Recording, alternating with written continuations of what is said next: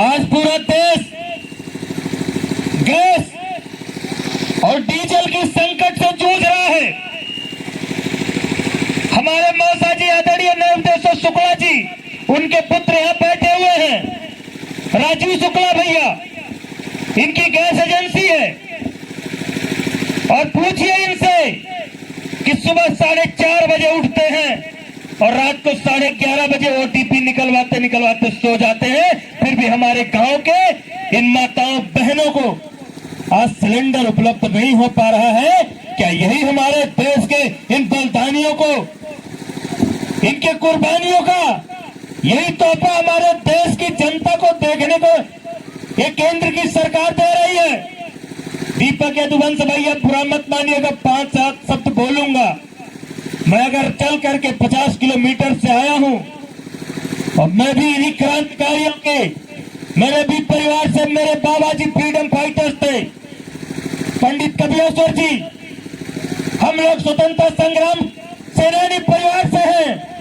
हमको पता है कि हमारे पूर्वजों ने क्या खोया है इस देश की आजादी में।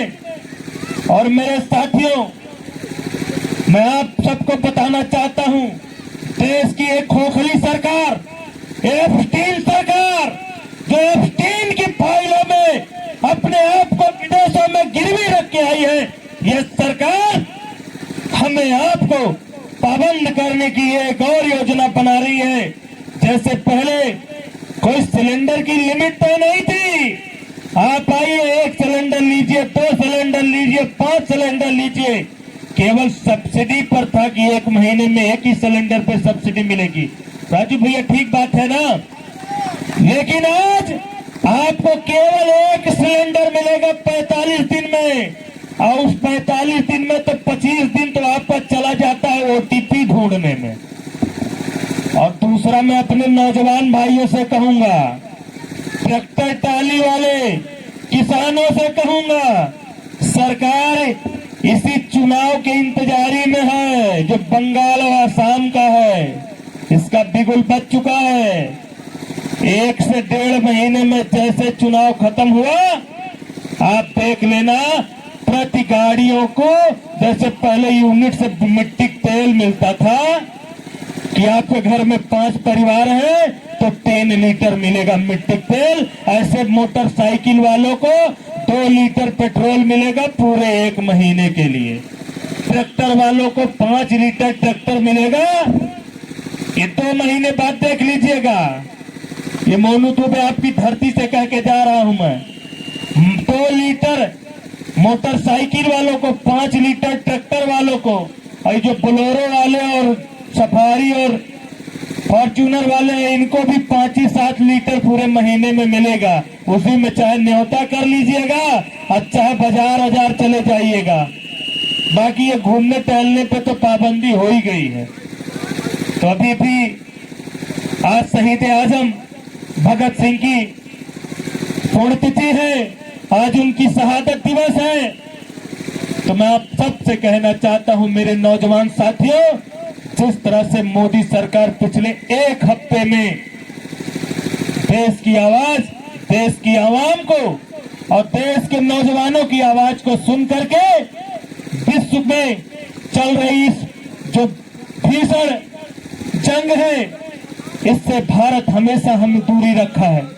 जब भी प्रथम विश्व युद्ध हुआ तो केवल 5 देशों ने लड़ा।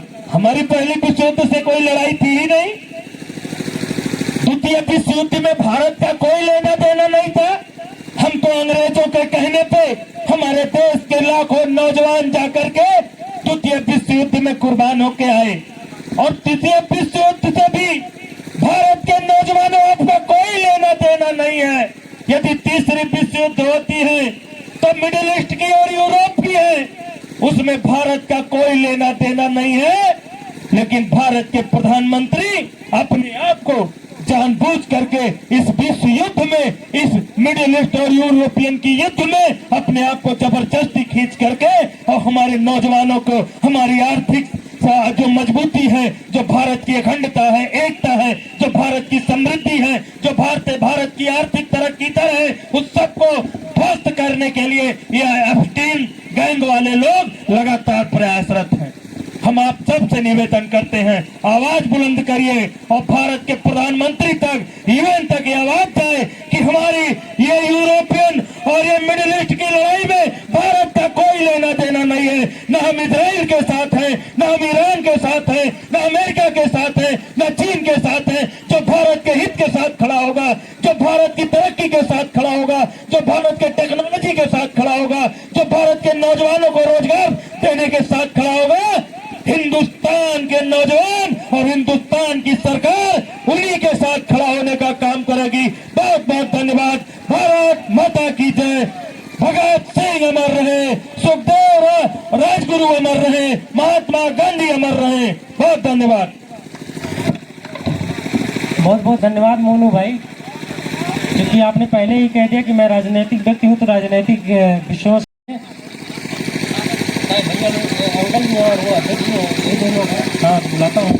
जितना मुझे याद आ रहा है, गैस के लिए आज के 10 साल पहले 6 सिलेंडर की लिमिट हुआ करती थी, और उसके बाद वो लिमिट 12 हुई है तब जब भारतीय जनता पार्टी की सरकार बनी है, और एक समय बाद वो लिमिट खत्म कर दी गई है कि नहीं। अभी मिडिल ईस्ट में तमाम जगह 11-12 देश आपस में युद्ध कर रहे हैं, तो जाहिर सी बात है गैस का संकट, तेल का संकट आएगा ही। तो हम सभी लोगों को अपने आप को मजबूत करके रखना, बहुत घबराना नहीं है।